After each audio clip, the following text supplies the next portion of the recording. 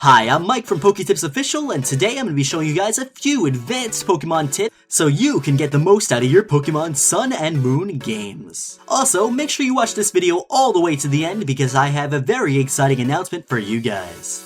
So the other day I was browsing the Pokemon Reddit and I saw a post by the user UW Unknown Warrior called Advanced Tips for Pokemon Sun and Moon. I took a look at it and it was very good and I thought, wow, I have to share it with these guys. So here we go, advanced tips in Pokemon Sun and Moon.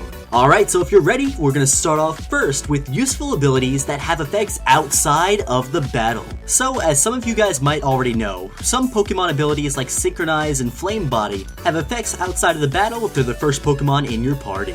So for example, FlameBody and Magma Armor half the amount of steps that it takes to hatch a Pokemon, and Synchronize makes it so the wild Pokemon you encounter have a 50% chance of having the same nature as your Pokemon. One of the lesser known ones is Cute Charm. Cute Charm makes it so every wild Pokemon that you encounter has a 66.7% chance of being the opposite gender of your Pokemon. This is extremely useful for catching Pokemon like Salandit because they have a really high chance of being male normally, and they only evolve if they're female. A few Pokemon that you can easily capture that have the Cute Charm ability are Igglybuff and Cleffa.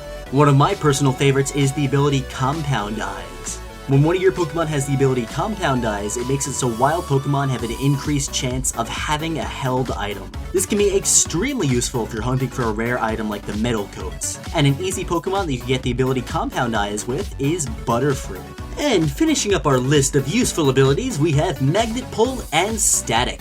Both of these abilities make it so 50% of the wild Pokemon you encounter will be Steel types if you can find Steel types on that route or location wherever you are. This can be useful if you're hunting for a rare Steel type Pokemon.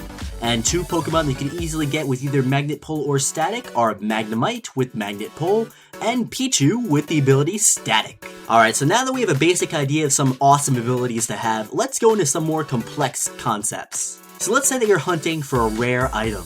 You could use two Pokemon to make it a lot easier to find the item you're looking for.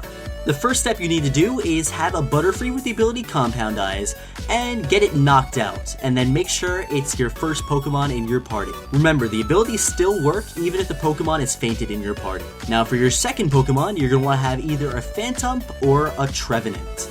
These Pokemon both have the ability Frisk, and Frisk basically allows you to scout for Pokemon holding items. Another great thing about Phantump and Trevenant is they both learn the move Thief, so you can be a nasty thief and steal their items away once you know what they're holding. This will make hunting for those rare items a lot easier. And now on to tips for SOS Battles.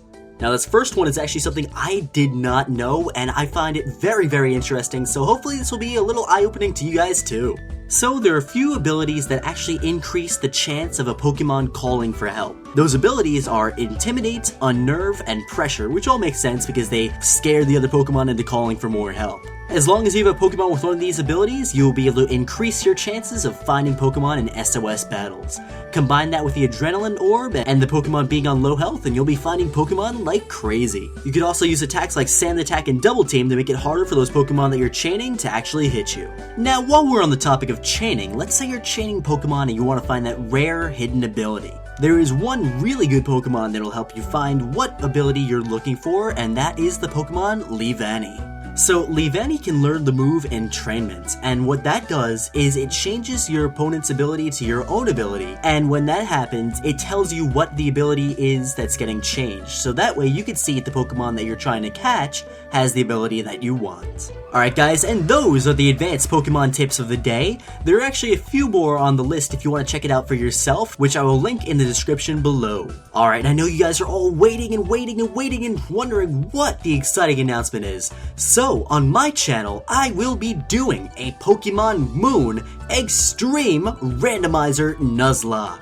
So it took me a very long time to figure out how to randomize Pokemon Moon, but I finally cracked the code, and we are going to be exploring Pokemon Moon, the world of Pokemon Moon randomized. So random trainers, random wild Pokemon, it should be a whole lot of fun, and I cannot wait to get this started. So in a few days I will have a video up, episode 0, explaining the rules of this Nuzlocke, what makes it so extreme, and all that good stuff. So stay tuned because we are going to be having a lot of fun with this randomizer.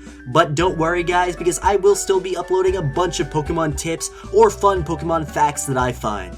Alright guys, so that wraps up this video. If you enjoyed it, please give it a thumbs up and subscribe for more content just like this. Thanks for watching, I always appreciate it, and wherever you are, you Pokemon masters, I hope you have a fantastic and wonderful day.